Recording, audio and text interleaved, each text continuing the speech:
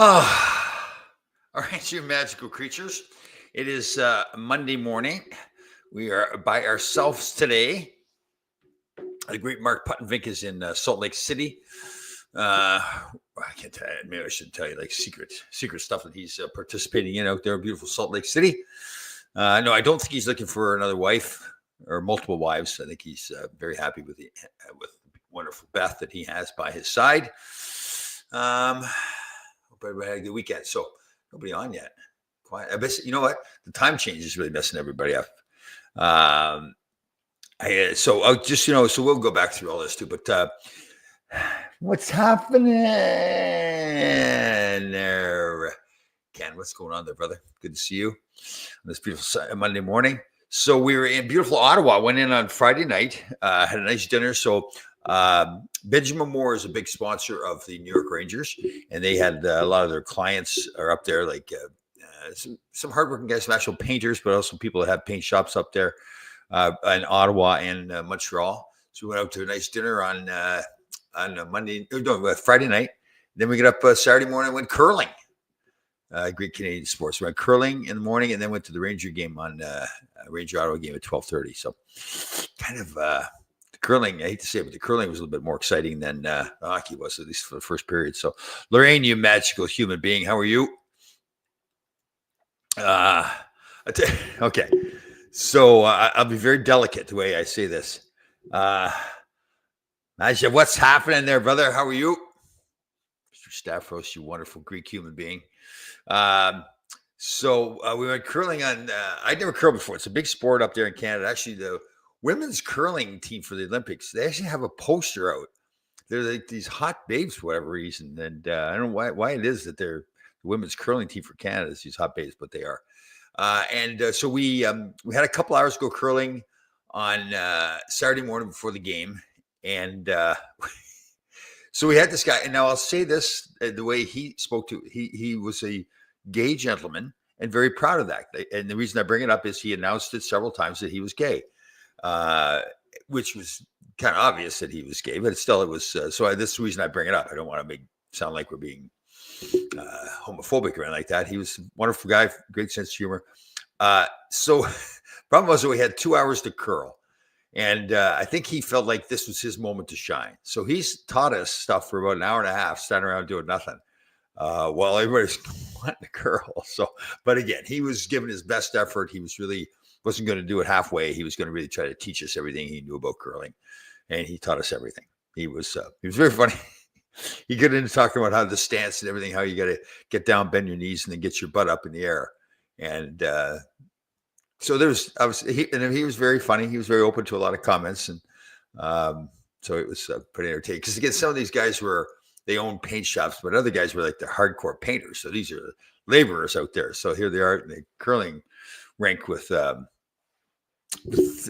very wonderful gay man who was teaching them curling and all. He was very funny. He even had gloves on, and he said that he would be, if he had to, he would be teaching, get a little bit physical and grabbing people and put their butts in the proper location and everything. So it was very entertaining. So again, the Rangers did not do well. It was really, I think, the anticipation for the game.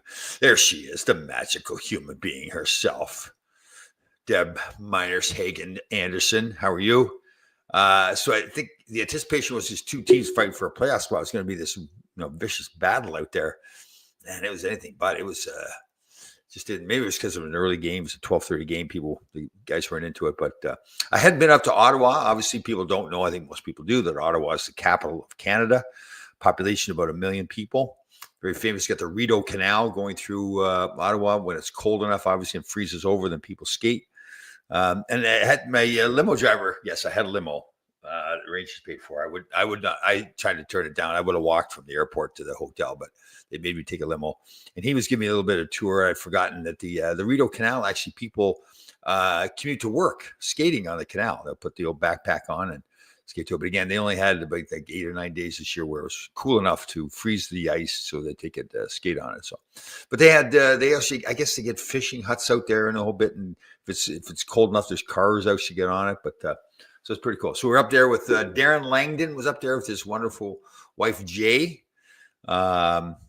and then Steve Vickers was there with his son. Oh, I think it was Brett too. It's awful. I joked around with him before. I told him, listen, I'm going to get your name wrong no matter what. So he was up there. They were up there for the dinner and the curling, and Adam Graves came in. Actually, he came in for the curling as well, and then went to the game with us. So, did we skate? No. Again, I'm sorry, I probably didn't clarify that the canal was closed for skating because it wasn't cold enough. So we did not get a chance to skate, but the curling was fun though. It was good. Like I said, growing up in Canada, curling's a big sport, but I'd never done it before. So again, we had a very enthusiastic gentleman teaching us. It was funny, I'll tell you. Oh God, he was very proud of who he was, and he was going to show everybody who he was, and very interesting. The great Ron Jameson here, beautiful Buffalo. Look at that magical creature there. Buffalo Sabres. No, they're not going to make the playoffs, aren't they? Right. Again, Rangers had an opportunity here playing two teams are battling in the playoffs or for the playoffs for those wildcard spots in Ottawa and at home against Columbus. And, got 1 point out of the potential for 1 point in Ottawa and then did not go well. It just seems like, they go on those streaks where, man, they look at it. And that's the thing. If they can squeak into the playoffs, they have a team that, again, with their goaltending being so good, either with Shesterkin or with Jonathan Quick, they could be a team that really does something in the playoffs, but they've got to get in. And some nights they look like, man, I wouldn't want to play them in the playoffs. They're a good team. And other nights it looks like, man, they just weren't into it. So, and I actually, you know what? I was it 7-3 last night. I didn't really think it was a 7-3 game. I thought they played better than that, but still not good enough to win. So, here's hold on, anniversary on your trade. Oh, thanks, Wonder Woman. I didn't know that. Wow, very cool. Thank you for reminding me of that. Yeah, and man, that's big. Actually, that's some funny thing. We suck donkey. Jeez. It's funny. Everybody, we've talked about this before, probably, where a lot of people want to talk about the trades too, and it's funny because you kind of forget. I think we've mentioned this before in other podcasts, where when your teammates are getting traded, it's kind of like, well, you're sad, especially if guys you've known for a while. You're kind of sad that they're leaving. That's your teammate, your friend, and everything. But then when you get traded, it's like it's the end of the world. Like you've got to get back to work when somebody else gets traded there. Oh, hold on here. Hold on. People like this one. Here we go. Jeff Chikrin, former Philadelphia Flyer. What's up there, brother? How are you? His son, I'm telling you, what a player. They were playing a couple of games, I think it was last weekend, and we'd had Jeff on our Full Change podcast. So kind of rekindled that. For some reason, I'd always liked Jeff. I know he played hard and nasty. He was a Flyer and all that kind of stuff. But I always liked him. He seemed like a real character guy. We had him on. Very intelligent man. Obviously, very proud father, too. We're all proud of our kids, but his son is really playing well now, and it seems like they've really allowed him to be who he is and who he wants to be. Great, man. There was one game there. So last weekend, Jeff, I can't remember, and he really controlled the game. Like he was from the defensive end, really handling the puck and kind of getting it going at his pace that he wanted to, and that's tough. And you can tell he's really battled through it. I admire that too. Where and I didn't really know this until Jeff and I were talking and watching him play now, where guys. It didn't seem like he was whining before, but it was clear he wasn't being played the way he really wanted to play. And then now they've given him the chance to really do what he wants to do. And he's taking the most of that. And that's the big thing too. Like, okay, if you want to play the way you want to play, go do it, but you've got to go play. And he's doing it. So, yeah. Chris Simon, is this the anniversary of losing him as well? Susan probably is. That's why he brought that up. Yeah, it was a sad story of Chris. He'd had a lot of problems when we lost him. Let me see what we got here. Question: is that Nick Fotiu sitting next to the Rangers bench during each home game? He usually, I don't know if he's back there now. He usually, probably not right next to the bench. He's usually down in the corner when he stands there. He wants to make sure everybody can see him. But Nicky, I think as most people know, had gone to Greece or Spain. I can't remember where he was, and fallen down and broke his leg pretty badly and had to get pins and everything put in. And was and then when he came back here, I think he had to get a second surgery to fix the pins and everything, or reapply them or whatever they did. And last time I spoke to him, he was doing better, but it was a long haul for him too. I said to him, I didn't mean to insult him, but I said, well, you're older now, Nick. It's going to take a little longer. And he was, no, I'm not getting older. I'm the same way too. Okay, yeah. What do we got? Are Rangers officially rebuilding? Uh well, that really is a great question. Uh he okay, hold on really sick. Susan's telling us that he is back. Nikki is back at MSG, so that's a good sign. For everybody, for the world. Like Nikki being back at MSG, that's just not, if he's not there, the world's just not right. But are they rebuilding? You know, teams try to avoid the entire rebuild now because you've seen teams that you don't necessarily have to fully rebuild, like tear it down totally, get rid of everybody. You can do it on the fly, kind of, The problem is like probably, there's a lot of talk about trading Zibanejad and Kreider. Obviously now Kreider, if he's been hurt, I believe it's his back. So it's hard to really like trade an older guy. Again, I can't remember Kreider's. I think he has a no trade. I think Zibanejad has a no movement clause in his contract. So those are tough for guys to move. But obviously the trade deadline gone. Maybe those are guys that are at the draft where draft picks get involved. But I would say that they're in a restructuring mode, maybe, where they're just, because you've got to look at the team as the general manager, like Chris Drury is doing, obviously, and saying, okay, like I thought it was interesting. Do you really want, like at the trade deadline, do you make a move to try to help the team in the playoffs? Or do you say to yourself, this is what our team is right now. Are we a contender right now? And I'm not answering that question. I'm really asking it. And if we're a contender, then you've got to, if you feel like you need to add something, you do that. Some teams will say, no, I'm not going to add anything. I really believe in this team. And let them go. So it's, Chris Drury doesn't say too much. I think that's smart. I don't know if you really know what he's thinking about the team and where it's at right now. But again, I wouldn't totally say it's a rebuild, but they certainly are redoing things. And it's kind of like changing the culture of the team. We've talked about that so many times. And I think JT Miller coming in, he's got a harder edge to him. Had a conversation with Dave Maloney, because Dave was kind of the same way. And we were laughing. He was talking to somebody, and they were talking about JT Miller, somebody that kind of knew him well. He said, "Man, geez, he's hard on his teammates. He's really vocal about getting them to go harder." And I said, "Are they talking about Dave Maloney or JT Miller?" And that's a compliment because, if you're going to be a leader of the team, it's you got to be vocal and saying, "Listen, this just isn't good enough." And it's not picking on people or trying to make people feel bad or pointing the finger. It's saying, "Listen, we want to win." And everybody's got to pull the weight and do the job. So, I say nothing. I hear nothing. I think it was apparently I think it was Greece. I guess the culture there is there's dogs, running around and they don't clean up the poop. Now, I can't confirm this. It may have been an issue for Nikki falling down. That was the speculation. Yes. Mr. Ron Jameson, what's the latest Barry back? Last I heard, like most people, he had posted, I think everybody saw that he was going in for surgery. I haven't heard. I sent him a message, I think, going in. He got back to me, said thank you, but I haven't heard from him since then. So thank you for reminding me. I'll follow up with him. Just tweak the roster. Yeah. Listen, especially like when you sign a player like Shesterkin to a long-term contract, it's really hard to kind of rebuild. I think that's what they're going through in Pittsburgh now too. They've like Crosby signed, the great career he's had. Listen, he's a great competitor, a great team player, and everything. And I'm sure he's like, even watch him play now, like it's obvious. And I don't think he's being critical of his teammates, but it's obvious they are not a good team right now. And he's used to winning. I mean, he's just coming back for the Four Nations where he led that, and he was the captain of the team, and all the stuff he's done in his career. So I don't think he wants to go out in his career playing for a team that's rebuilding, but at some point you've got to do that, but it'd be interesting. People make room for the cap, and then, free agency comes along during the summer, there's players available, or even as you get into the season, teams get in trouble with their cap space and they've got to move guys, and there's opportunities there.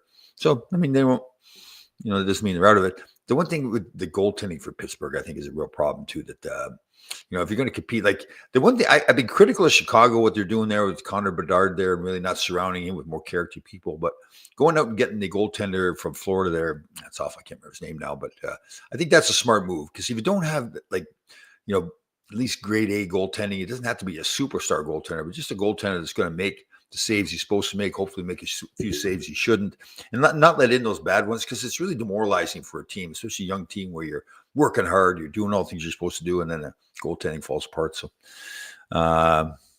hold on here. Hold on, the great Barry Shelley. Magical man. Cooperstown, hope you're feeling better there, brother. Just joined in. No Mark today. No, he is in Salt Lake. Probably looking for about 7 more wives. No, that's not true. Not true at all. He's got the beautiful Beth that he loves very much, and that's it. That's all he needs. But he's out there helping some guys with some youth hockey out there. Somebody sent some pictures. I think he posted pictures. Beautiful, the mountains and everything. So, what do we got here? The Wonder Woman. After the way Marchand was treated by Bruins management, will that affect other players would feel? Susan, you sound like you know a little bit more about the details of what happened. I'm assuming they were, what I understand, they were trying to work on a contract. They couldn't get an agreement done, so ultimately moved him. I don't know. I mean, people brought that up right when Drury did what he did to, with the Trouba situation, and it's awful now. And I liked him too. The guy they sent to San Jose. As a player, I don't know. I wouldn't look and say, oh God, they didn't do the right thing with this player or that player, so therefore I don't want to go there. I'd more look and say, obviously, be honest, it's part of it's money, and obviously, as you want to win, and then you look at the team and say, okay, what's the coaching staff like? What are the players like there? Who do you know? Do they feel like they're close to winning when you play against them? Does it look like they're a contending team? Because most guys they don't play that long. Susan, he was willing to compromise with Sweeney, wasn't? I have heard some stuff about Sweeney that it just, that team, was it 2 years ago? Didn't they have like the most wins in history or so? I can't remember. Wasn't there some wins thing going on there? And now I'll look at the team the way it is now. Now listen, Charlie McAvoy's out with an injury, but they go from that to even when you watch them play with Marchand, it was basically Marchand and Pasternak were it as far as offense. They just had a bunch of young kids there. So if I was looking at Boston, if I was a free agent, I could pick where I wanted to go. I wouldn't go to Boston. More because I don't know if like the way Sweeney treated Marchand, it's more, I look at the team now, okay, where are they heading? Like, again, if I'm a guy that's a little bit older and I've got, let's say, 5 or 6 years left in my career, I don't want to go there and then they're in a rebuild but then I'm retiring and now all of a sudden the team's a contending team, hopefully. But that's not the place I'd want to go. So, let me see here. Okay, from my hometown here. What do the U.S. people really think of Trump? Well, it's pretty divided, right? I mean, although he won the vote, both the popular vote and everything, he's polarizing. That's for sure. Either you love what he's doing. I mean, with all the like they're talking about recession now and all that kind of stuff, and all the tariffs that he's doing and all that stuff. Like he's changing it up. He's bold. He's not just going in and doing what everybody else has done. And other people say, yeah, it's about time we got to change it, or people are nervous. Sometimes people say, listen, why do we just keep it the way it is? But we're like $40 trillion in debt. All the corruption that they're covering up now. But then there's so many, and listen, I think Elon Musk is fantastic, the things he's done in his personal life and the corruption he's finding now and cleaning up. But listen, he's no different. I mean, he's got that Grok 3, that AI technology he's got out. And he went to get investors. And it was like he needed $6 billion for an investment. The man is worth hundreds of billions on himself. So he went and got these investors that clearly were strategic investors, one of which was BlackRock, BlackRock they basically fund everybody's campaign on the left and the right. And Morgan Stanley was another one. Now, Morgan Stanley also does a rating for cars in the U.S., and then they come out and rate Tesla as the best car in the U.S. So there's a little bit of, you wonder, okay, there's a strategic investment for Morgan Stanley to be part of this Grok 3 that hopefully is going to be this great moneymaker for Musk and everybody else. And now Morgan Stanley is also boosting up Tesla on the other side. But I mean, that is our politics. So let me see here. What do we see? Let me see. Congratulations, Ted Kurtner is honored the other night during a Devils game. I didn't see that. Hometown hero, very nice. So Ted is good friends, with Barry as well now, but with Mark Puttenvink, and he runs the New Jersey Warriors program there. So that's very great. That's fantastic. Thank you for letting us know that. I missed that, Barry. But as usual, you did not miss anything. How was Sarge? So that's right. Steve Vickers, anybody doesn't know, we call him Sarge. I actually asked him at dinner. I was kind of emceeing the dinner, of course, with my big mouth, and asked him, because I really didn't know where the name Sarge came from. And I guess Pete Stemkowski gave it to him years ago. There was another player, they had another, I think because they were, that's right. So they called him Vic, was kind of his nickname because of Steve Vickers.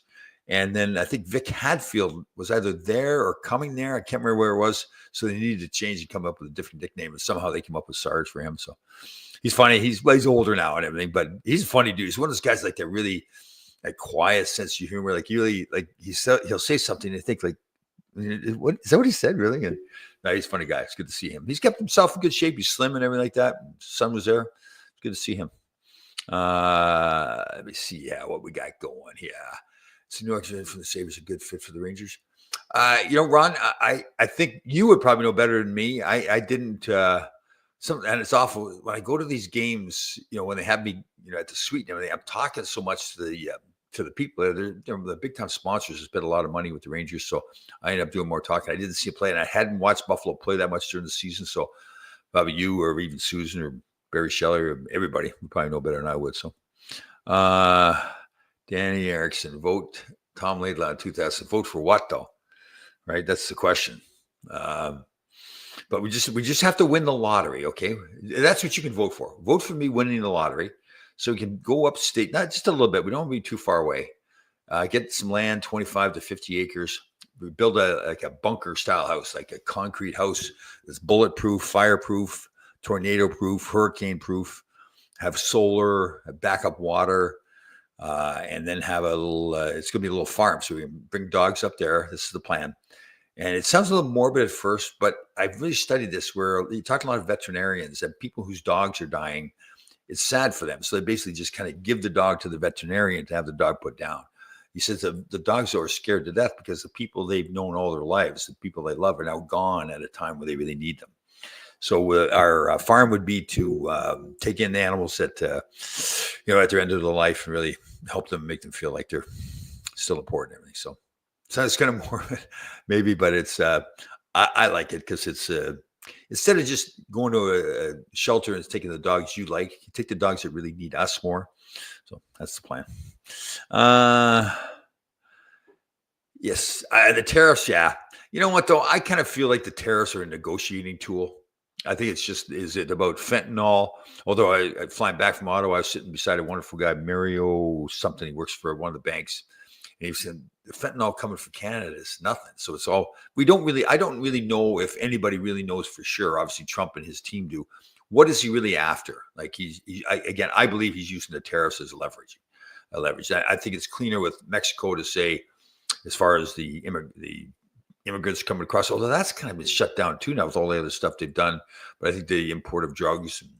So he's up to something with all the tariffs. I don't think it's just as simple. I do think it is probably like equaling out the trade so that the U.S., because you do see, it was one car company now is going to move from Mexico and move to the U.S.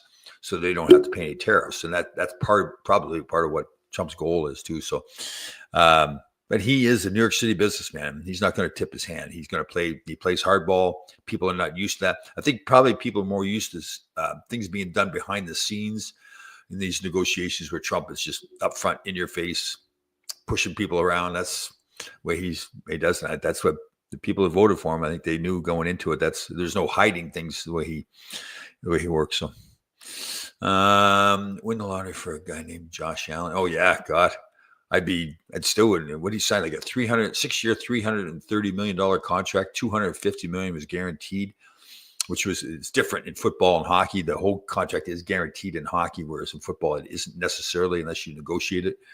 Although in hockey you do have the buyouts. If you're under 26, you can get bought out for 2/3. If you're one third. If you're that's right, 1/3. If you're over 26, it's 2/3 you can get bought out by. So they are guaranteed, but then you can't get bought out if you're injured. And that's the thing I think with football. If you're injured, they can still end your contract. So let me see. Yeah, let me see. Thomas saw the clip of you with the Fu Manchu knocking the poop out of every. Oh yeah. We had Robert Picard on too. I've told this story, but now briefly it was. So Freddie Shearer was my first coach, and he made clear that myself, Eddie Hossbar, and Chris Katsopoulos, he wanted us to be the big, tough physical defenseman. And my first game in the NHL regular season game, we're up in Boston, shot the puck my own net, and hadn't really been told I made the team yet. So now we're in Toronto the next night, and I'm thinking, I got Picard butt ended me in front of the bench. I'm thinking, man, I shot the puck in my own net, didn't play good the great first game. Now this guy butt ends me. I really can't let that happen. So, yeah, I didn't give much of a chance there. Kind of smoked him. A great guy. We had him on, and Tom Smith, who was on the show, he was trying to stir the pot to get him going. He was very diplomatic. He said, no, I had my chance to get Tom back, and I didn't do it. So, but he's a good player. He had a great career, Robert Picard. So, what do we got here? What do we got? The great Michael Elwood. Have we had Michael on before? I don't know. Maybe I've seen his name. That Buffalo pick is currently in Hartford playing his pick of. Okay. Played his first game yesterday. He's the 4th or 5th team. Okay. Most will remember him for dropping the cup with. Oh, I forgot about good call there, Michael. Good job. I forgot about that. Let me see. Sign me up for the doctor. Absolutely, Deb. Yep. So we will need people. So part of it is that I envision it so that we would have kind of a shelter where, obviously each dog would have his little pen kind of thing, but it was probably put a human bed in there too, because the idea is you don't want the dog to be alone when he's in that state of close to not being with us any longer. So a human could lay in the bed with him. Yeah, but we want to make it so that it's we don't want to make it so it's so sad for them. We want the dog to be happy. Like if a dog is not supposed to eat ice cream, for instance, it's not healthy for, well, feed him ice cream, right? Because he's, kind of like that last, big steak and everything. So, so that is the plan.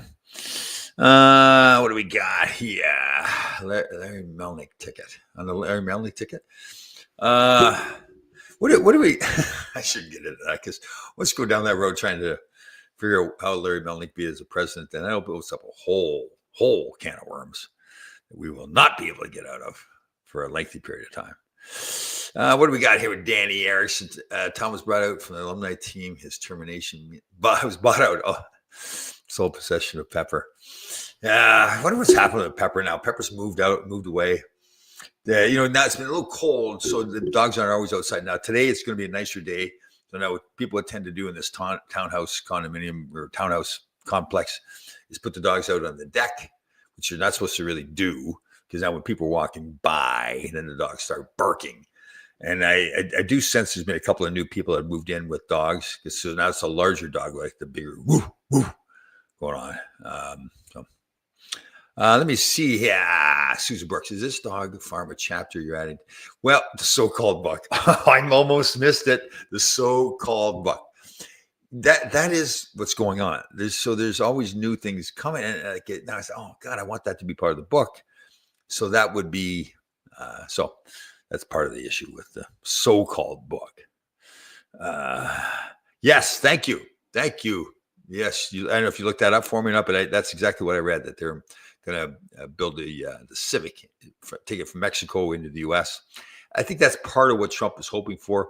I saw where BlackRock and I think other people are buying the ports. I think 2 of the 4 ports or 2 of the 3 ports by the Panama Canal.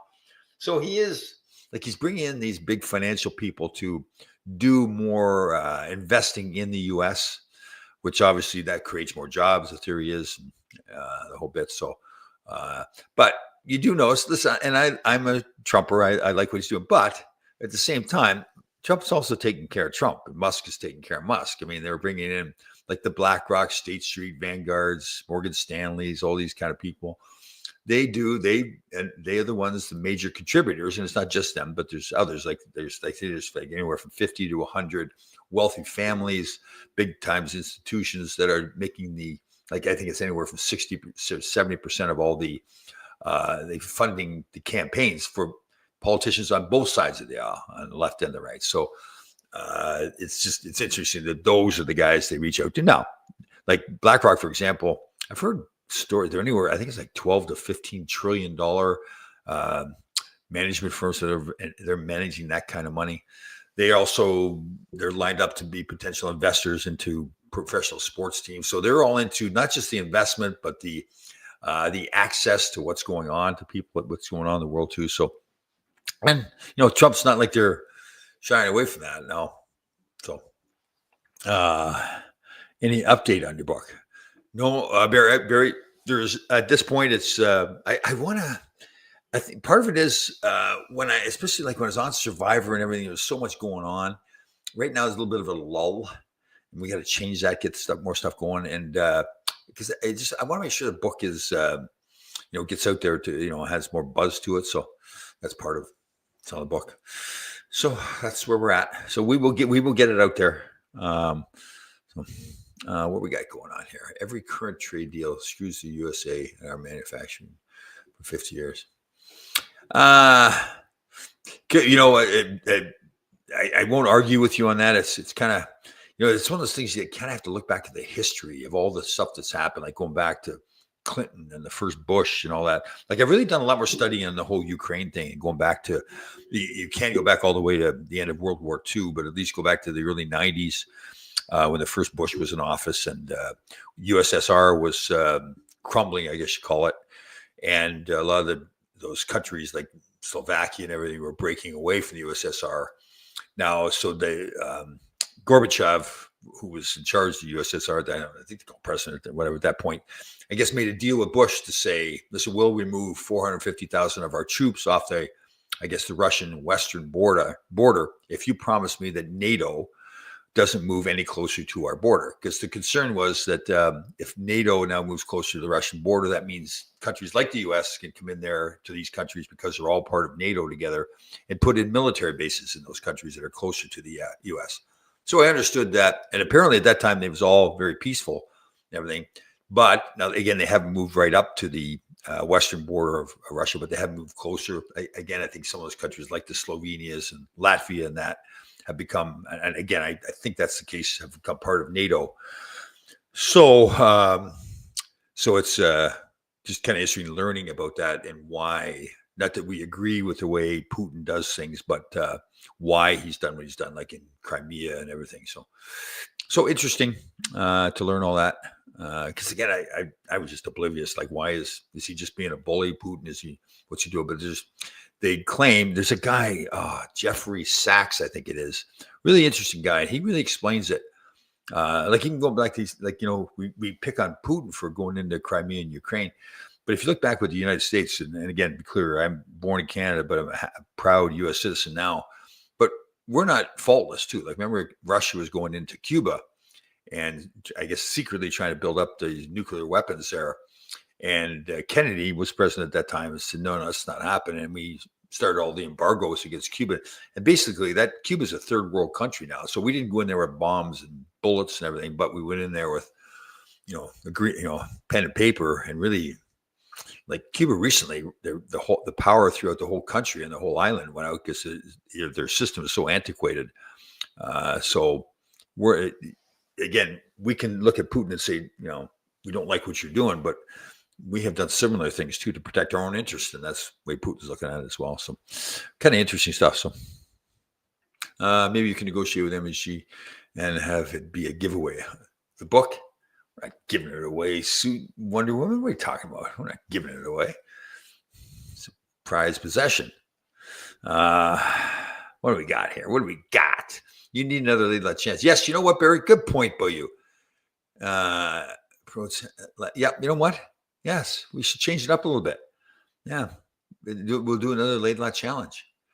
Yeah, there's you guys ever see there's two guys on the Philadelphia Eagles, two cornerbacks, and I'll be delicate with this, but they're two white guys. Apparently, most of the cornerbacks in the NFL are black guys. I don't know if it's a speed thing or whatever it is.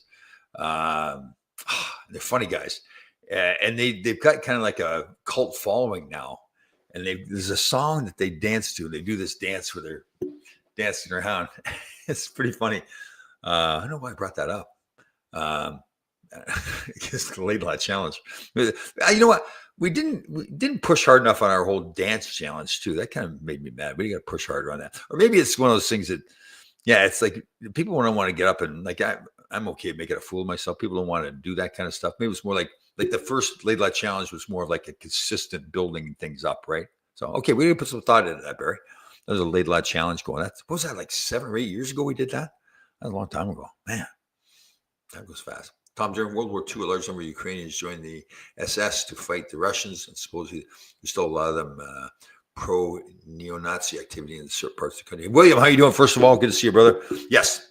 So yeah, again, there's a whole, if you really study all this stuff that's gone on, even going back to hundreds of years with Ukraine and Russia, and it's been other countries have taken it over and fought back, and the whole connection to Russia and the people that are living in the Ukraine that have a Russian background and all that. So there's a whole, it isn't just as simple as, Putin going in. So at first, when I heard them talking, they said, well, Ukraine will, I think J.D. Vance came out and said, Ukraine will never be part of NATO. I didn't understand that at first. I wanted to make them part of NATO. Then studying why that would be because it's such a problem. You're basically saying to Putin, okay, let's go to war if they let that happen, because now any country, including U.S., could go into Ukraine and put up military bases right there, right against the western border of Russia. And you basically, and we would do the same thing if Russia or China came right up against our border and wanted to start putting nuclear weapons there. Then we would defend ourselves, even so. So it's just, but again, that's that. And what happens is that now the CIA gets involved, and there's the people that get a benefit financially from wars. So there's a lot of money involved in the whole thing. So it isn't just as simple as saying, Russia, you need to get out of Ukraine. There's a whole, as usual, most things. That is the issue here. So I wonder what Trump would think if he knew that many of the jerseys worn this year are actually Chinese bootlegs.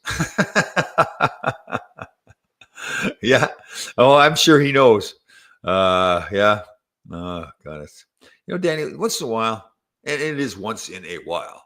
You're a very funny human being, but it's very sporadic. See the chip manufacturer investing another $100 billion after already committed. Yes, I saw that. Yes, it didn't Trump do a press conference with him recently? Yeah. Man, imagine that, eh? Trump called us up and said, listen, can you do me a favor? Can you go over and invest $100 billion in a deal over here? I mean, obviously, it's got to make sense for them, too. They're not going to just do it as a favor to Trump. But at the same time, people obviously have a choice. Where do you want to go? You go to Taiwan or China or wherever it is, and Trump convinces you to come to the U.S. And, yeah, okay. So, and again, not that there's necessarily wrong, but the expectation is obviously there's a few pats on the back here and there, too, helping each other out. But that's the way you get deals done, so. Let me see. Let me see. Donate the proceeds of the book to the Garden of Dreams. Yes. Well, I would love to get the Garden of Dreams kind of involved in the whole, get the ranch going and the farm. Speaking of ranch or farms, whatever you call it, the Mark Pavlich ranch, again, October 15th, they're getting that dinner going. So I'm kind of on the periphery of that right now, but I get all the text messages and emails. So that's moving forward. It'll be at Chelsea Piers, on the west side of Manhattan. Actually, we got the, I think I did post it. We've got the Skate with the Greats coming up April 3rd at Chelsea Piers. You notice when they advertise it now, they don't advertise it that, Tom Laidlaw is going to be there, or Stefan Matteau. It's just like, meet Henrik Lundqvist. Like, God, what's he done? I mean, just because he looks good in a suit, for God's sakes. Doesn't matter how much time. Like, do we have an over under on how much time it takes him to get ready? Like, so like to get ready to go on TV or whatever, he's got the full thing going. Like, there's other times where he's like halfway there. The hair is always perfect, but sometimes you see him where he doesn't have the full suit on. Maybe it's a nice pair of slacks and shirt. But when he had the full suit, tie, hair, obviously there's some makeup going on there. I don't know how much time. Should the over under be? Is it fair to say 45 minutes? Is that close, or what do you think? I aced the dance contest. You aced the dance contest. I don't remember it that way. It could be. I just don't remember it that way. But if you say so, Danny. Barry Shelley, do want to get people to get walk. Okay. Yes. So I like that. Yep. You know what I use? There's an app on my iPhone, a health app, and so you get the phone with you when you're walking. It measures how long your strides are, how long you stay on each foot. So it'll tell you how healthy. I guess because the less time you stay on each foot, the more healthy you are. Your balance is better. How many steps you go up and down, all that kind of stuff. So there's a lot of stuff we do, not just miles, but other stuff. I like that, Barry. You are one wise man. You're like an owl. Wise. Barry Shelley here. And you can send videos. Yep, I like it. Definitely. And then send videos of maybe like take a snapshot of your phone with all the data that what's your, again, distance, pace, speed, all that kinds of stuff. I like that. Good. I like it. No. Oh, no one puts no one puts baby in the corner. Baby Laidlaw. Yeah. Let's see here. How long it may or may not take Henrik to get ready. All I can say is thank you.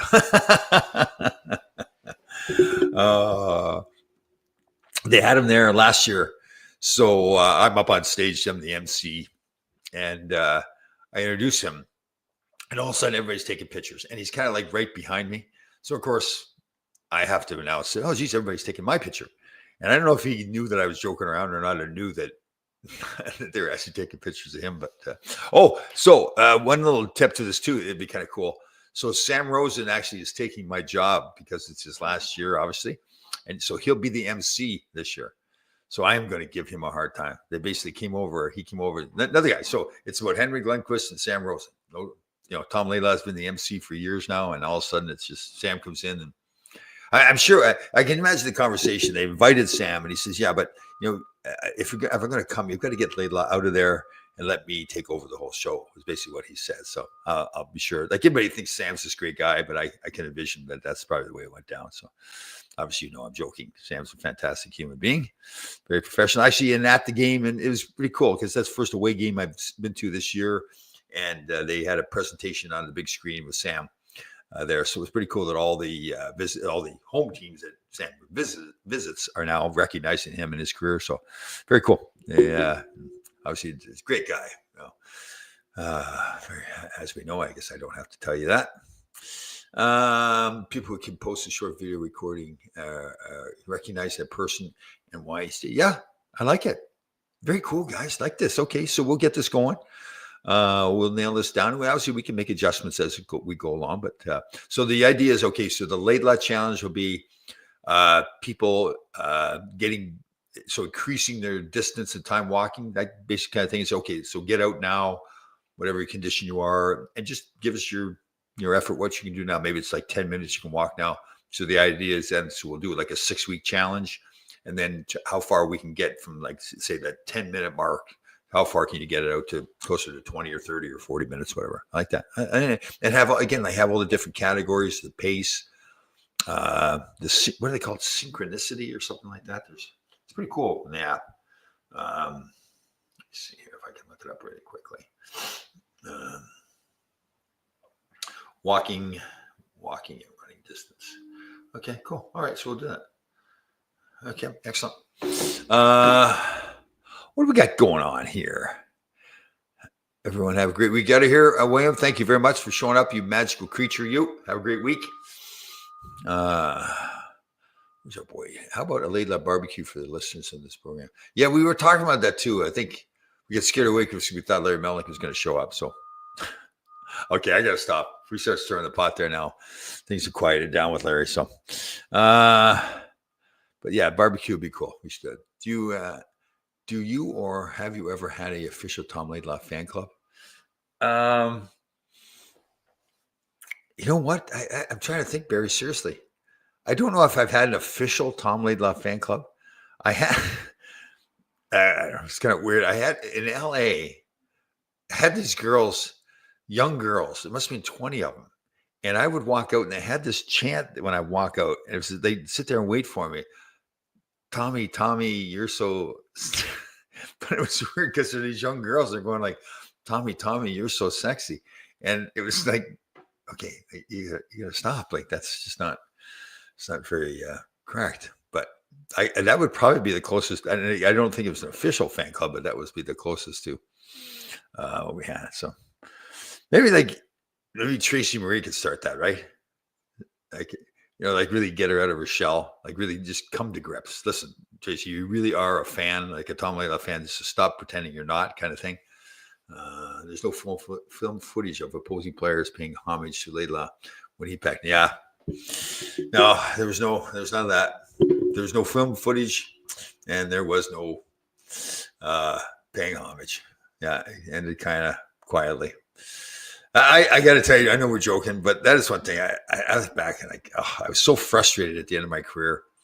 Not that it really mattered to everybody, like not that I needed to have something like a Sam Rosen, going to every city and saying goodbye kind of thing. But I do remember we were playing a game in Toronto, and my back was so bad and I couldn't skate anymore. And I told this before. Kelly Rudy was our goaltender, and he was a fantastic guy, great competitor. And everybody was going around me. And finally, he was frustrated, but he was very nice, very sweet about it. He goes, Tommy, can you please get out, at least just get out of the way so I can see the puck? It was one of those things that I knew I was playing terrible. And for him to say it, I had him on the podcast. He couldn't remember that he said that.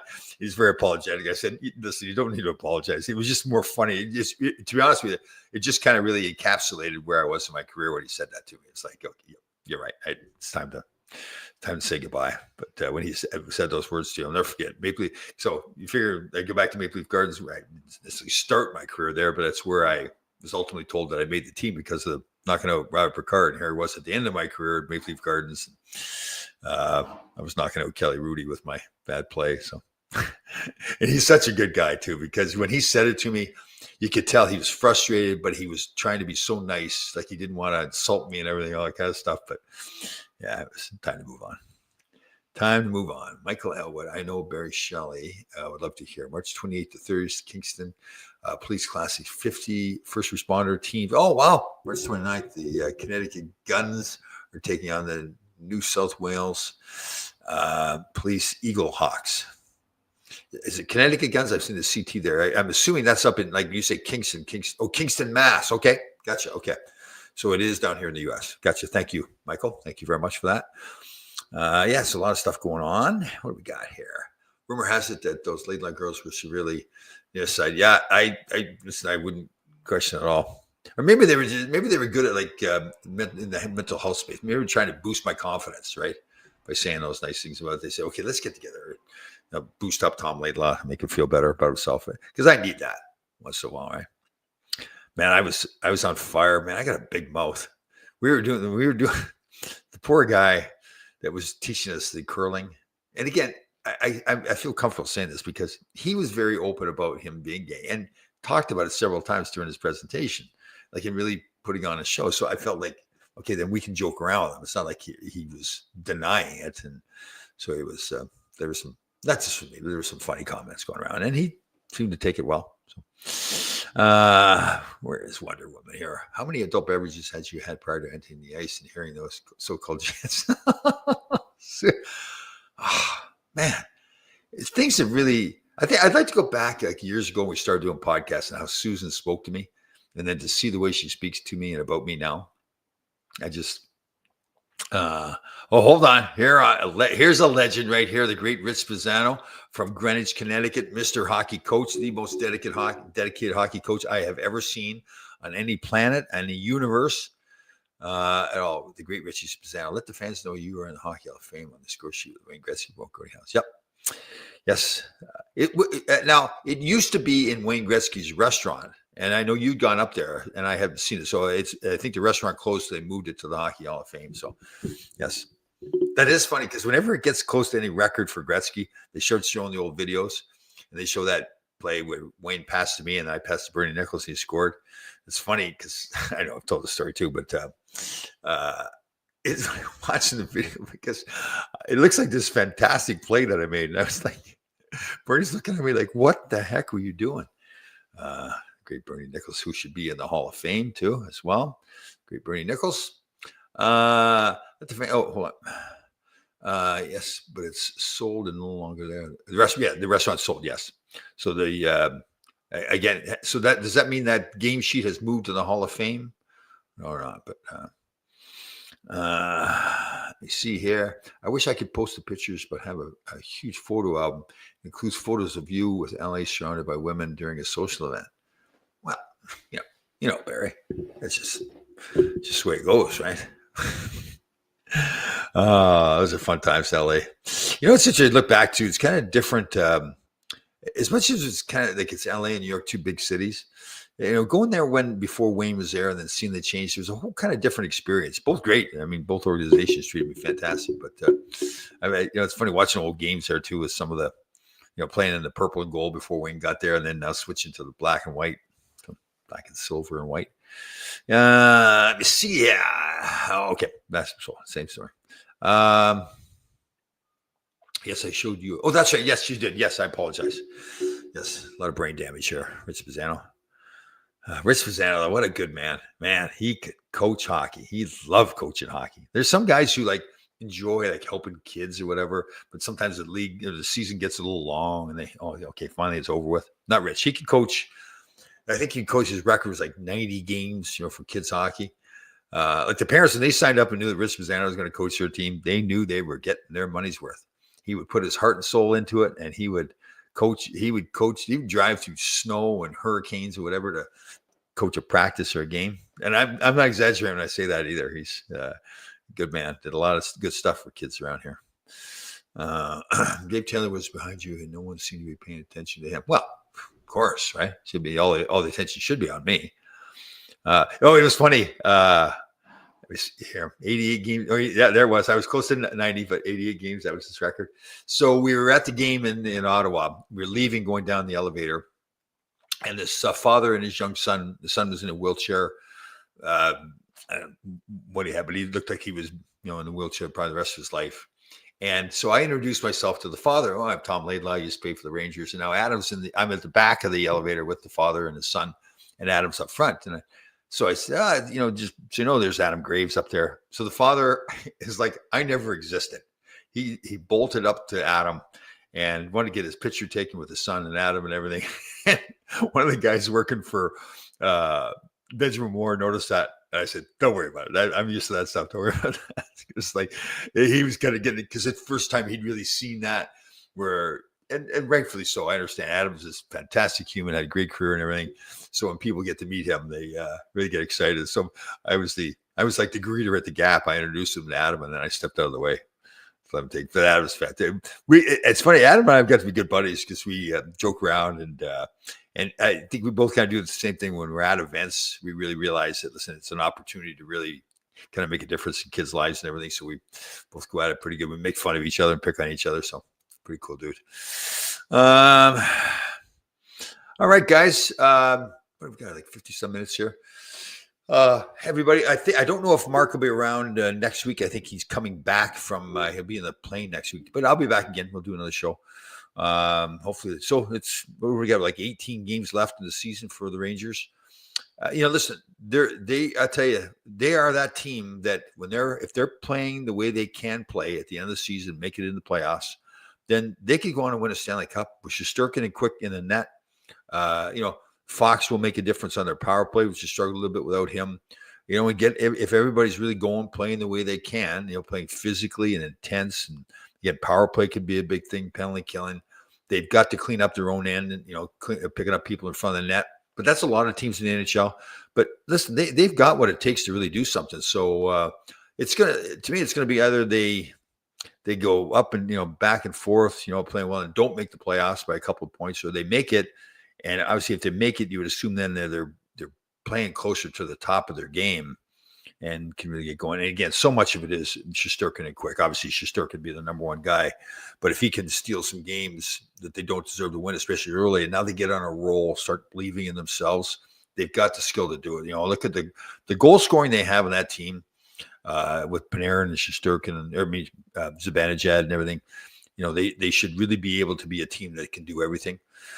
They've added some depth, I think, especially on defense, which is important during the playoffs. So they go a long way, but it's really a crapshoot. Like, okay, who are you? Now, part of that is it's younger guys, new guys to the team.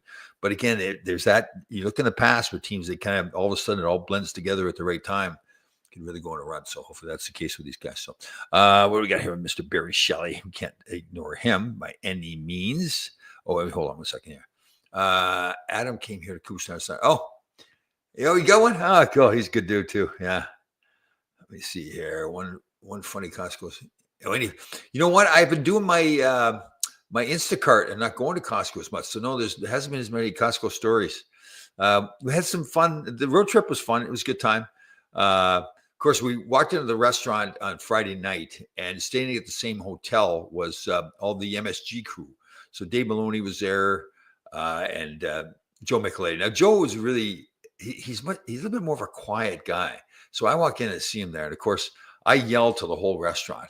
Like everybody, stop doing what you're doing. I didn't see Dave sitting there, so I yelled at everybody, "Stop doing what you're doing!" Joe Micheletti's here, and the restaurant actually stopped because I was screaming, and they're like, what's wrong with this big bald-headed goofball?"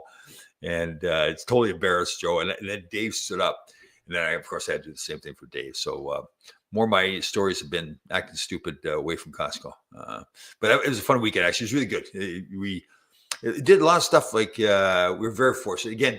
Being in a Canadian city, a smaller Canadian city like that, I had a Ranger sweater on, not the hockey jersey, but a zip up. And we were in the airport coming home, and a really sweet young boy came up. He says, "You got the Ranger? Are you part of the Rangers?" And everything. He was a young player. His name was Thomas Charles Taves, Toews, like Jonathan Taves. Never forget it. He comes up, he goes, and he happened to be a defensive defenseman like me. So we had a good little chat. Talking about, when I trying to motivate him to listen, if you really want to play, you've got to show up every day and do your job and all that kind of stuff. And it was pretty cool. It's very sweet. I give him credit. He was with his mother and sister, and he didn't have the mother walk up and say hello. It was him that walked up and said hello. So it's kind of like, he was pretty nervous and everything, but it was cool because once we got talking, he asked a lot of questions. So it was, that kind of stuff's pretty cool. So let me see here. Even if Rangers go deep, changes have to be made. Yeah, but okay. So I'm going to give you some examples. I remember Washington won the Cup for many years, and I was one of them. Said this team's just not going to win a Cup. They're just not that made for that. Ovechkin's not a winner. He can score goals, but not a winner. And then they won a Cup. Now they've still made changes too. And kind of to your point, Danny, all teams like look at Florida, they've made changes. And you look back to Chicago when they won, they made changes and then got back to the Cup again. Teams all made changes. So, all the things we look at now, like people pick on Keandre Miller, for example, or just they want Zibanejad to play better, or Kreider's been hurt. Now, if those guys play well in the playoffs and they go win or get close to winning, then everybody's like, man, we don't want to lose those guys because they're great players. So this is not fans' fault. That's just the nature of the beast. Listen, the Ranger fans want to win. All fans want their team to win. Let me see here what we got here. One more question from the great Barry Shelley. Was Bill Pito there? He started his career when he first started. Bill Pito. Bill Pito. In Ottawa you're talking? I don't even think I know him, Barry. And I didn't meet him. I don't think I met him. But let's see here. Pito. I don't. You know what? Barry, I don't know him. I don't think so. Bill Pito. I don't think I know him. Maybe I do. All right, guys. Everybody have a fantastic week. We kind of slipped on this a little bit. Let's all make sure we're taking care of each other with the 988 hotline and helping each other. So, Bill Pito works for. I remember Bill Pito. Yes, I'm sorry, Barry. No, he was not there. But now I remember who he is. Yes, I apologize.